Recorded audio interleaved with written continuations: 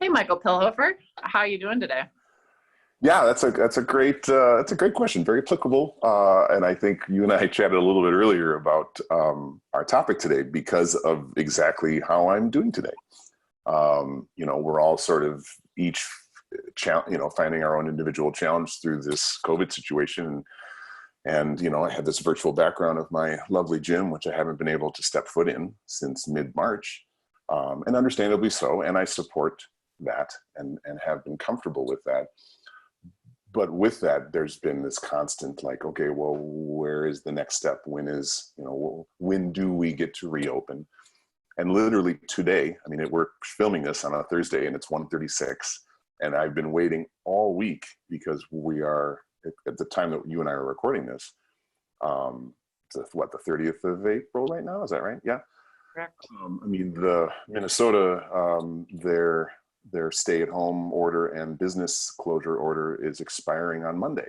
So all week I've just been okay, okay, nothing on Monday, didn't hear a thing. Okay, Tuesday, okay, well, I'll hear something. Nope, didn't hear anything. Okay, I've got a business and clients to support and no sense of knowing if Monday's the real deal. And now today, 2 o'clock, and I'm appreciative, the governor is going to be announcing what's going to be happening. And you and I were laughing a little bit because I think the last 24 hours have been miserable. Like I couldn't sleep the evening. I wasn't, my wife and I made a nice dinner here and I couldn't really even enjoy it. And we were trying to watch a show and my brain I wish I could just blink an eye and lose hours of my life just to get to 2 o'clock. Yeah. And I think that's our point of today's chat. So I'm going to let you take it from there. Wow. I mean, what a great way to explain, I think, what a lot of people are probably feeling on some level. As a small business owner, I think it's even more so because you've got not only clients, you've got employee, and there's this hurry up and wait, hurry up and wait, hurry up and wait mentality that, it's not only in time of COVID, but I think in life in general, oftentimes we can find ourselves in those predicaments of hurry up and wait. And what can so often happen, and this is what we were talking about, and you just mentioned it, was there's this set date out there of Thursday at 2 p.m. And so now your mind is, before it was focused on this week, now it's focused on Thursday at 2 p.m. and all else goes away. Like there's no clarity in mind, there's zero presence, because all you can do is focus on this one point in time at which, there's going to be decisions that are going to have to be made from that. And so this idea of falling out of presence, and how does that impact you, and how does that impact those around you, is pretty significant. And what are some ways to re-tap into your presence so that you're not losing yourself, you're not losing hours of time, whether it's you're not sleeping, you are, as you said, you're not even enjoying the lovely dinner that your wife cooked you, because your mind is elsewhere. And this idea of focusing our minds in such a way that we're so attuned to one thing that is out of our control, right? It's external to us. We're not even in control of it. And it just evaporates anything else that we're doing. That's a point of poor well-being. It's taking away from our well-being. It's taking away from our lives when we cannot be present. And it's so funny because I can, it's like the doctor's the worst patient. I mean, it's just, I don't mind being transparent about this because like I could try to tell myself like, okay, Michael, like let's just try to enjoy, like, and then it'd be like, nope, slip, nope, okay, let's, and we can talk about it in a minute. There were some strategies that I've tried. And if I had somebody in front of me, if I had a client, and I've talked about this with others, I have ideas and strategies, especially a little bit more specific to what I do. But let's just all be honest that it's just, we're humans and there's no, it's not going to be perfect. And we all struggle like this. So let's learn together. Let's help each other. I think it's important, I'll stop after this, but, I find, especially in the business side of things right now, as I scroll through Facebook, I mean, it's just like everybody's the expert now. Everybody's trying to sell you something. And there's such a monopolization of sort of taking, I don't want to say taking advantage of this time, but, like we're all struggling. And you used the term compassion a while back, and I'm trying to give myself a little compassion because I'm struggling a little bit. Yeah. Yeah, which is so fair. I think that's again, I mean, I don't think I ever feel like I never go through a conversation without saying have compassion for yourself, because I said this in a video I did the other day of like, I am a well-being coach. I have tools for days that I can apply to myself. And there are times where it just simply doesn't work. And I just have to sort of accept like, okay, this is what's happening for me right now. It's not going to be forever. I'm going to make sure that I don't slip too far into a place that's uncomfortable. But at the same time, I need to kind of feel this stuff. I need to recognize that this is part of human existence, and the ability to tap into those feelings, know what's happening to myself, be aware of it, and then find ways to kind of be gentle with myself, and then find ways to get out of it, allows me to gain resiliency and be resilient for the next thing that might come along. And I think that's very important as well.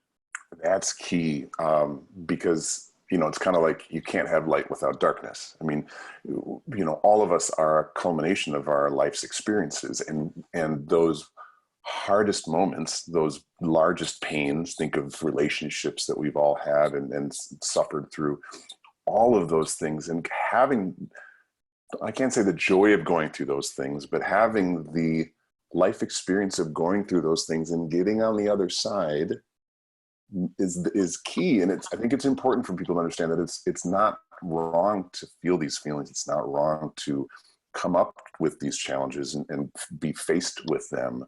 I think what you and I are trying to do with these conversations, if anything, is try to help people with some strategies, or help people with some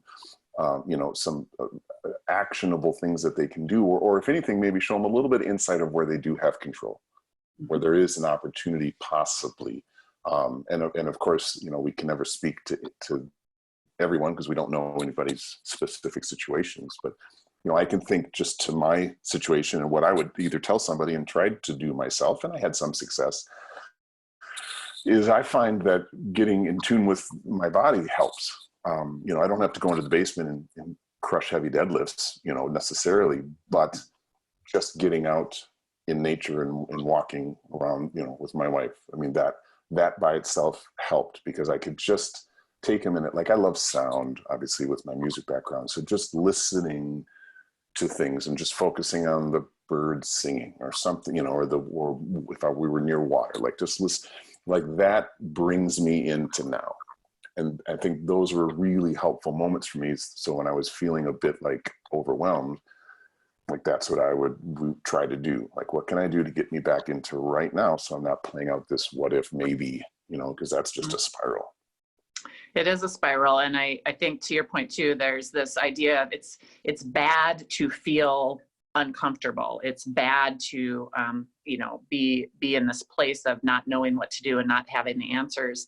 And yes, it is uncomfortable, but I think it is important to continually remind people that there's always going to be those moments in our lives. And if we can work through them, that empowers us to be able to be resilient going forward. And I often say, when I was kind of going through my whole self-awareness journey, which was later in life for sure, I hated getting up to that ledge and seeing the big dark abyss that was at the ledge that, I had to jump into in order to move forward. And I was so resistant to it because I was, grasping on to and clinging on to what I knew and what I had before, even though it was not great for me.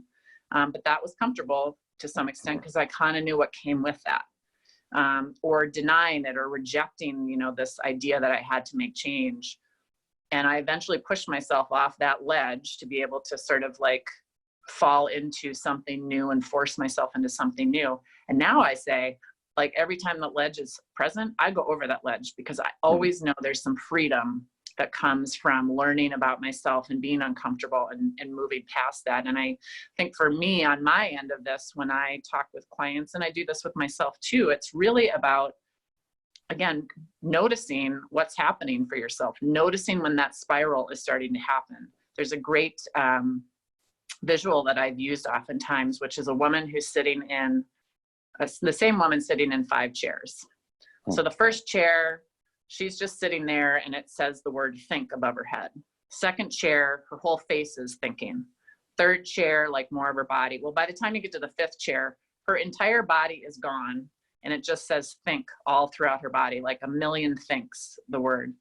And what's happened is, of course, she's thinking about something, kind of like what you were saying at the front end of this. You're thinking about this time, 2 p.m. today, and what's going to be happening, how that's going to impact your life, so you can think of nothing else. Well, when you get into that tornado and spiral of thoughts and only focused on this one thing that maybe you probably don't have control over, it doesn't allow you to have any clear sense of mind. It's not allowing you to make any clear decisions. It's not allowing you to be objective. You cannot observe yourself and go, this would be best for me right now, because you are lost in thought. And it's not helpful to you. So really to take notice of, like, what chair are you in? Are you starting to go towards chair 4? Ooh, I'm starting to go through chair 4. I've got to pull back here and put some tools in place to be able to get more control of my thought patterns and move into a direction that is going to serve me, as opposed to just create a spiral for me. I love many of our comment calls, chats, the doing things to serve me. I love when you say that, because another piece of my own personal head trash is, thinking sometimes that putting energy and focus and time and investment into ourselves, selfish comes into, so when you're talking about some of these things, I've struggled with this a lot, where, taking those things and turning inward. But that's okay. It's important. It's key. And I love that when you're talking about, doing something that can serve me, serve us, and we're worthy of that. And we should take those steps. Yeah.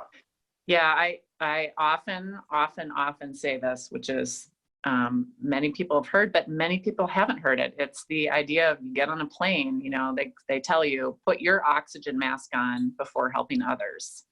Yep. And it's so true, because if we are constantly, out external from our bodies and don't know what is taking our energy away and putting focus on energy that is sucking our energy away, at some point we're going to crash. And we may not only crash for ourselves, we may crash for a lot of other people around us. And so we're not only, by not, making self-care a priority, we're not only hurting ourselves, we're hurting people that we love and care about as well. So it's just really important to recognize, self-care isn't going to the nail shop and getting your nails done. Self-care is really like, how do I help myself build resiliency so that I can maintain myself in a positive and healthy way. Yep. And then I would also just add where, thinking to my own experience in my own life, and I don't want to presume everyone that's watching this, don't underestimate the people around you. Those that love you, that, I tend to do this where I don't want to burden others. And so many times I have done this for people without any reservations. Like, let me listen. Like, I don't need to, you're not unloading it. You're just, I'm a processor, so I don't mind talking through things. And, I would offer to people that your support system around you, your loved ones around you, might surprise you, and don't hesitate to reach out and ask for help. If it's just for somebody to just talk at for a minute, just so you don't feel alone. Because it's so easy, I think, to get just bound up in yourself, where you just feel like overwhelmed, and then you feel helpless and alone. It's like, those are not good feelings. Yes. Yep. Having an accountability partner, whether that means just somebody you can vent to, that can listen, or just getting what's here out of here, whether it's writing it in a journal or saying it to somebody. it takes a little bit of the elephant in the room away. It takes some of that power away because it's no longer just feeding on itself up here. That's really a opportunity for people. Love it. Kate, I love our conversations. I'm so happy that we're doing this together. Well, and I'm going to think good thoughts of you at 2 p.m. today. It might already be 2 p.m. today. So, yes. Thank you very much. Well, we will check in with each other again and do another call here soon. Sounds good. Take care, Michael. Thanks, Kate.